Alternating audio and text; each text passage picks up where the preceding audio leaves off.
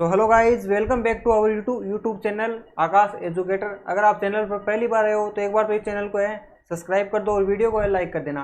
अगर आप किसी को नहीं पता है तो मैं बता देता हूँ कि यह क्लास हमारी चल रही है 10th क्लास के स्टूडेंट के लिए। और यह है जो चैप्टर नंबर 9 है, आप थंबनेल से आपने सभी ने देख लिया होगा तो बताने की कोई ज़्यादा जरूरत नहीं है। पिछले वीडियो के अंदर हमने बात की थी, अगर किसी ने पिछला वीडियो नहीं देखा है तो जाकर आप देख सकते हो। आज की क्लास के अंदर हम बात करने वाले हैं गोले दर्पण के बारे में। दर्पण कितने प्रकार के, कितने टाइप्स के होते हैं उनके बारे के अंदर, और जो भी या आपके जो भी उत्तल दर्पण अवतल दर्पण है, इनसे बनने वाली जितने भी किरण आरेख हैं उनकी बात करेंगे। तो एक बार तो है, लास्ट बार बोल रहा हूँ कि एक बार इस वीडियो को लाइक कर दो, चैनल को हमारे को सब्सक्राइब कर लो। तो यहाँ पर आपका सबसे पहला पॉइंट आता है, मैं आपके लिए हैंड रिटन नोट्स बनाकर लेकर आया हूँ। ठीक है, मोबाइल के अंदर मैंने इसका फोटो खींच रखा है। और एक बात और, अगर जब भी जो ये चैप्टर आपका 9 है प्रकाश का अपवर्तन व परावर्तन, ये जब भी पूरा कंप्लीट हो जाएगा, 4-5 लेक्चर के अंदर खत्म हो जाएगा, उसके बाद के अंदर ये जितने भी मैंने हाथ से लिखकर नोट्स बनाए उनकी पीडीएफ है, मैं आपको टेलीग्राम चैनल के ऊपर प्रोवाइड कर दूंगा। तो यहाँ पर सबसे पहला पॉइंट हमारा आता है गोलीय दर्पण। तो गोलीय दर्पण होता क्या है, अगर आप साथ साथ नोट्स बनाना चाहो तो बना भी सकते हो। ऐसे दर्पण जिनका परावर्तक पृष्ठ गोलीय हो, गोलीय दर्पण कहलाते हैं। टोटल जो दर्पण है वो 3 टाइप्स के होते हैं। पहला जो दर्पण आता है वो आता है अवतल दर्पण, दूसरा आता है उत्तल दर्पण, और तीसरा जो आता है वो आता है समतल दर्पण। तो फर्स्ट है अवतल दर्पण।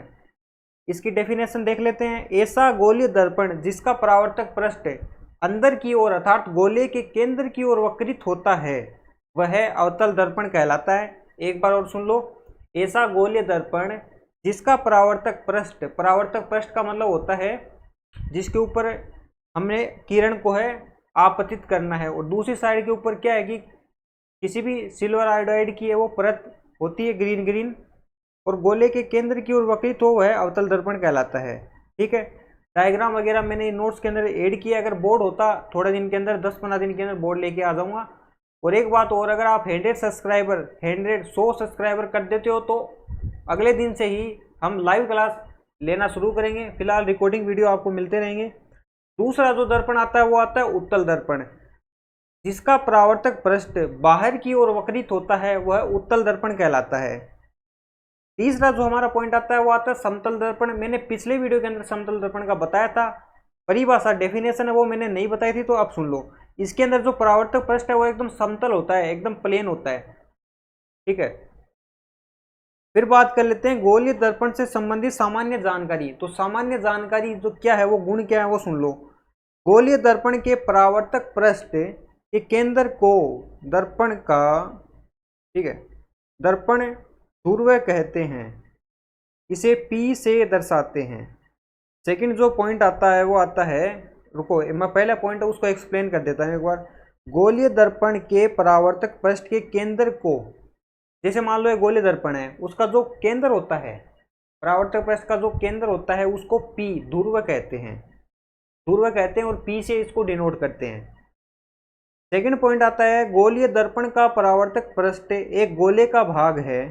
इस गोले का केंद्र गोलीय दर्पण का वक्रता केंद्र कहलाता है। वक्रता केंद्र क्या होता है, गोलीय दर्पण का परावर्तक पृष्ठ एक गोले का भाग है और इस गोले का केंद्र गोलीय दर्पण का वक्रता केंद्र कहलाता है। और जो वक्रता केंद्र है इसको C से डिनोट करते हैं। ठीक है, जैसे बल है उसको हम F से डिनोट करते हैं। ठीक है, स्पीड है उसको S से डिनोट करते हैं। उसी प्रकार है, जैसे टाइम को T से दर्शाते हैं ना, उसी प्रकार वक्रता केंद्र को C से दर्शाते हैं। तीसरा जो पॉइंट है वो गोलीय दर्पण का परावर्तक पृष्ठ जिस गोले का भाग है उसकी त्रिज्या दर्पण की वक्रता त्रिज्या कहलाती है, इसे R से निरूपित करते हैं। गोलीय दर्पण का एक बार और सुन लो, गोलीय दर्पण का परावर्तक पृष्ठ जिस गोले का भाग है उसकी त्रिज्या दर्पण की वक्रता त्रिज्या कहलाती है और इसे R से दर्शाते हैं। चौथा जो पॉइंट है वो है कि अवतल दर्पण पर मुख्य अक्ष के समांतर, कोई भी अवतल दर्पण है उसके मुख्य अक्ष के समांतर जो आपतित सभी किरणें होती है वो फिर परावर्तित होती है, परावर्तित होकर मुख्य अक्ष के एक बिंदु पर मिलती हैं, और जो यह बिंदु है वह अवतल दर्पण का फोकस बिंदु कहलाता है। और जहाँ पर फोकस बिंदु होता है, ध्रुव से लेकर मुख्य अक्ष के ध्रुव से लेकर और उस फोकस बिंदु के जो बीच की दूरी है वो फोकस दूरी कहलाती है। ठीक है, डायग्राम मैंने इसके अंदर बना रखा है। जब भी आपको पीडीएफ मिलेगी तब आप यहाँ से आप नोट्स भी बना सकते हो और यहाँ से याद भी कर सकते हो आप। 5वां पॉइंट है कि उत्तल दर्पण में परावर्तित किरणें, जब भी उत्तल दर्पण के ऊपर परावर्तित किरणें होगी और मुख्य अक्ष पर एक बिंदु से आती हुई प्रतीत होती है। उत्तल दर्पण के अंदर सारी की सारी जो भी हमको मिलेंगे प्रतिबिंब, वो सभी किरणें वो प्रतीत होती है, आभासी बनता सब कुछ।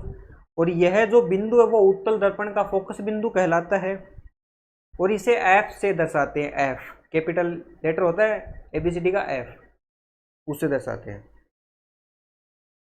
और यहाँ पर डायग्राम मैंने बना रखा है। अब नेक्स्ट पॉइंट आता है कि गोलीय दर्पण की जो वक्रता त्रिज्या है आर तथा फोकस दूरी एफ के बीच के अंदर क्या संबंध है, क्या रिलेशन है। एफ और आर के बीच के अंदर रिलेशन, तो आर बराबर 2f, आर बराबर 2f है। ये आपका एक छोटा सा सूत्र है, इन दोनों के बीच के अंदर रिलेशन होता है। नेक्स्ट पॉइंट आता है कि गोलीय दर्पणों द्वारा प्रतिबिंब बनाना, ये इंपॉर्टेंट चीज़ है।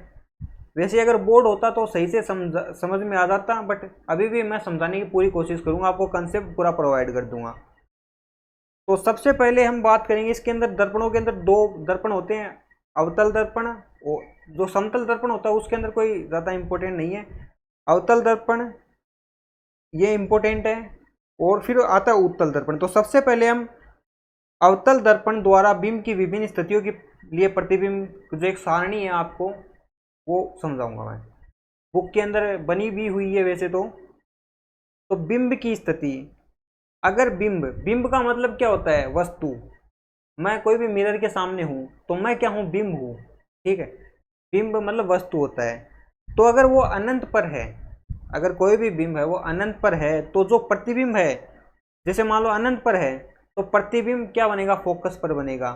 और अगर अनंत और सी के बीच के अंदर है तो जो प्रतिबिंब है वो एफ और सी के बीच के अंदर बनेगा, ठीक है। और अगर सी पर बिंब है तो सी पर बनेगा, और अगर सी और एफ के बीच में है तो सी और अनंत के बीच के अंदर बनेगा, या फिर सी से परे मान लो आप, क्योंकि अनंत का कोई पता तो नहीं है, तो मतलब सी से परे। अगर एफ पर है तो अनंत पर बनेगा प्रतिबिंब, और अगर पी और एफ, ये इंपॉर्टेंट आता है इसके अंदर, पी और एफ के बीच में, पी मतलब ध्रुव और एफ के बीच के अंदर अगर आपकी कोई वस्तु रखी है तो जो प्रतिबिंब कहाँ पर बनेगा, वो जो आपका क्या बोलते हैं उसको, दर्पण है, उसके पीछे बनेगा, ठीक है। और अब साइज की बात कर लेते हैं। तो यहाँ पर जो अनंत पर है तो अत्यधिक स्मॉल बनेगा, बिंदु आकार का, और वास्तविक का उल्टा, सभी के अंदर वास्तविक उल्टा होगा। जो लास्ट की कंडीशन है 6 नंबर की, वहां पर आपका होगा आभासी व सीधा। जो सी से परे है उसके अंदर छोटा होगा। तो ये जो भी सारणी है ना, मैं आपको जब भी बोर्ड आएगा तब समझा दूँ, और बाकी नोट्स अगर आप देखोगे तो नोट्स से आपको आसानी से समझ में आ जाएगा।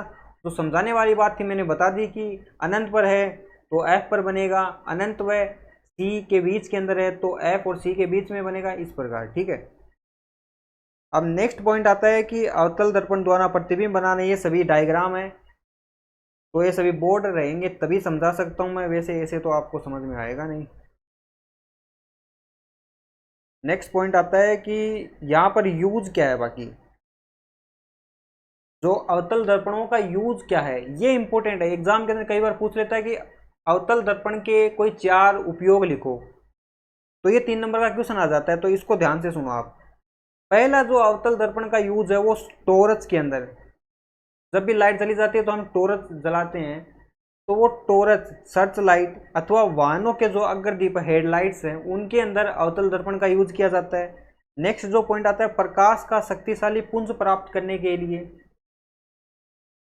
चेहरा बड़ा देखने के लिए शेविंग दर्पण होते हैं। जब भी आप बार्बर की दुकान पर, नाई की दुकान के ऊपर जाते हैं हम, वहाँ पर जो बड़े बड़े जो शीशे लगे रहते हैं वो सभी अवतल दर्पण होते हैं। वहाँ पर अपना जो चेहरा है वो बड़ा दिखाई देता है। दंत विशेषज्ञ अवतल दर्पणों का उपयोग मरीजों के दांतों का बड़ा साइज देखने में करते हैं। जो डेंटिस्ट है, दांत के जो डॉक्टर, वो जो भी उनके पास दर्पण रहता है वो अवतल दर्पण रहता है, ताकि उनको जो दांत है वो बड़ा दिखे। अगला जो पॉइंट है, सौर भट्टियों में सूर्य के प्रकाश को केंद्रित करने के अंदर, केंद्रित करके वो बहुत सारी ऊर्जा प्राप्त कर लेते हैं, तो सौर भट्टियों के अंदर इसका यूज होता है। नेक्स्ट जो आता है वो आता है उत्तल दर्पण द्वारा प्रतिबिंब बनाना। तो उत्तल दर्पण के अंदर दो स्थिति हैं, उसके अंदर 6 थी, इसके अंदर 2 ये। एक तो अनंत पर होगी बिंब, तो वो फोकस के ऊपर बनता हुआ प्रतीत होगा, और इसके अंदर जो भी जितने भी प्रतिबिंब बनेंगे वो आभासी और सीधे बनेंगे।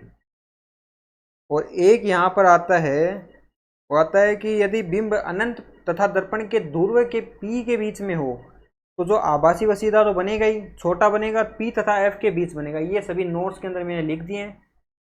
बाकी ये जो मेन पॉइंट आता है वो आता है कि उत्तल दर्पण का यूज क्या है। अवतल दर्पण का यूज हमने देख लिया, उत्तल दर्पण का यूज क्या है। तो फर्स्ट इसके कम यूज है, 2 यूज है, वैसे तो एक यूज है, वाहनों के पथ दृश्य दर्पणों के रूप में।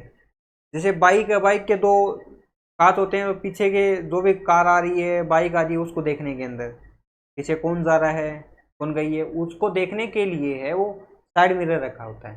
समझ रहे हो आप। तो कार के अंदर भी होता है, साइड मिरर के अंदर है वो उत्तल दर्पण होता है। किसी वस्तु का पूरा प्रतिबिंब छोटे रूप में देखने के लिए, कोई भी शीशा है उसके अंदर आप पूरी की पूरी बिल्डिंग देख सकते हो, तो वो उत्तल दर्पण का कमाल है। नेक्स्ट जो पॉइंट आता है वो इंपॉर्टेंट है, ये थोड़ा ध्यान से सुन लेना आप कि चिन्ह परिपाटी। चिन्ह परिपाटी क्या है, इसको एक अन्य नाम से जानते हैं, कार्तीय चिन्ह परिपाटी भी कहते हैं। ठीक है, एक बार फिर से कर रहा हूँ, वीडियो को लाइक कर दो, और अगर आप इसी प्रकार की रोज़ाना क्लासें देखना चाहते हो तो एक बार ये चैनल को सब्सक्राइब कर लेना, और कमेंट के अंदर बता देना कि वॉइस के अंदर कोई दिक्कत आ रही है या फिर कोई वीडियो के अंदर कोई प्रॉब्लम आ रही है, तो बता देना, ताकि मैं नेक्स्ट वीडियो के अंदर है वो प्रॉब्लम को सोल्व कर पाऊँ।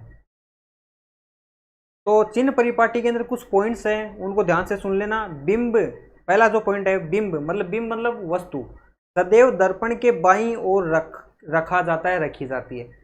जो भी है वो लेफ्ट साइड की तरफ रखा जाता है, वस्तु है या बिंब है वो लेफ्ट साइड की तरफ रखना आपको, जब भी आप डायग्राम बनाओ तब। मूल बिंदु P के दाईं ओर सभी दूरियां पॉजिटिव होंगी।